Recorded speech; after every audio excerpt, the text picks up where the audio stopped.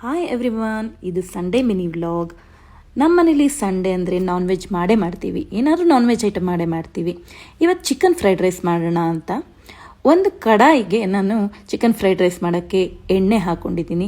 ಎಣ್ಣೆ, ಚಕ್ಕೆ, ಲವಂಗ, ಈರುಳ್ಳಿ, ಬೆಳ್ಳುಳ್ಳಿ, ಹಸಿಮೆಣಸಿನ್ಕಾಯಿ ಹಾಕ್ಕೊಂಡ್ಬಿಟ್ಟು ಅದು ಕ್ಲೀನಾಗಿ ಬ್ರೌನ್ ಕಲರ್ ಆದಮೇಲೆ ಅದಕ್ಕೆ ಕ್ಯಾಪ್ಸಿಕಮ್ ಹಾಕ್ಕೊಳ್ತೀನಿ.